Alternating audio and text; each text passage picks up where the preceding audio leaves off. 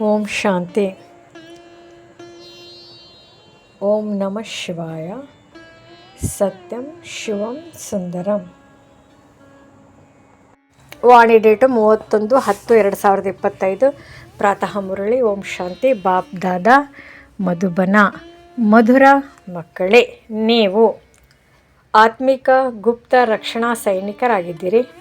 ನೀವು ಇಡೀ ಪ್ರಪಂಚವನ್ನು ರಕ್ಷಣೆ ಮಾಡಬೇಕಾಗಿದೆ. ಮುಳುಗಿರುವ ದೋಣಿಯನ್ನು ಪಾರು ಮಾಡಬೇಕಾಗಿದೆ.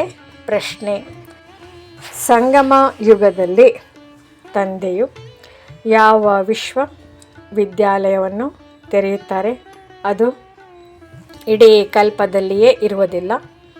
ಉತ್ತರ: ರಾಜ್ಯ ಪದವಿಯನ್ನು ಪ್ರಾಪ್ತಿ ಮಾಡಿಕೊಳ್ಳುವುದಕ್ಕಾಗಿ ಓದುವ ಈಶ್ವರೀಯ ವಿಶ್ವವಿದ್ಯಾಲಯ ಅಥವಾ ಕಾಲೇಜನ್ನು ಸಂಗಮದಲ್ಲಿಯೇ ತಂದೆಯು ತೆರೆಯುತ್ತಾರೆ. ಇಂತಹ ವಿಶ್ವವಿದ್ಯಾಲಯವು ಇಡೀ ಕಲ್ಪದಲ್ಲಿಯೇ ಇಲ್ಲ.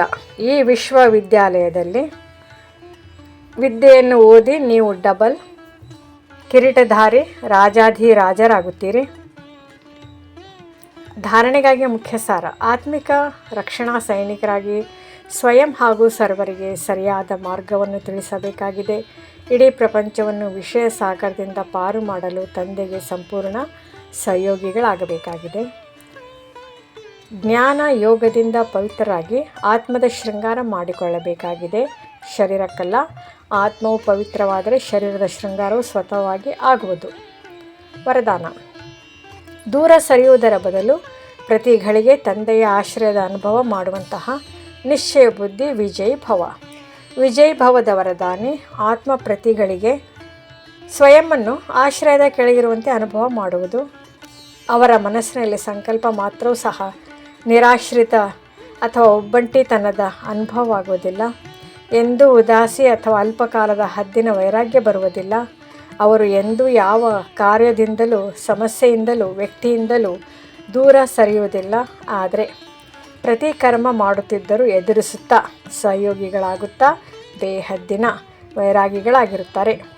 ಸ್ಲೋಗನ್: ಒಬ್ಬ ತಂದೆಯ ಕಂಪನಿ ಸಂಘದಲ್ಲಿರಿ ಮತ್ತು ತಂದೆಯನ್ನೇ ನಿಮ್ಮ ಜೊತೆಗಾರರನ್ನಾಗಿ ಮಾಡಿಕೊಳ್ಳಿ.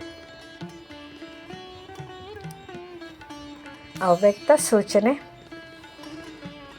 ಸ್ವಯಂನ ಮತ್ತು ಸರ್ವರ ಪ್ರತಿ ಮನಸಾ ಮೂಲಕ ಯೋಗದ ಶಕ್ತಿಗಳ ಪ್ರಯೋಗ ಮಾಡಿ.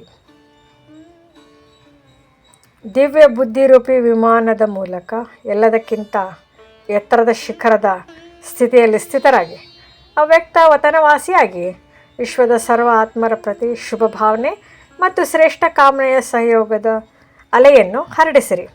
ಯೋಗದ ಪ್ರಯೋಗದ ಮೂಲಕ ದುಃಖಿ ಅಶಾಂತ ಆತ್ಮರಿಗೆ ಶಾಂತಿ ಮತ್ತು ಶಕ್ತಿಯ ಸಕಾಶ ಕೊಡಿ. ಓಂ ಶಾಂತಿ.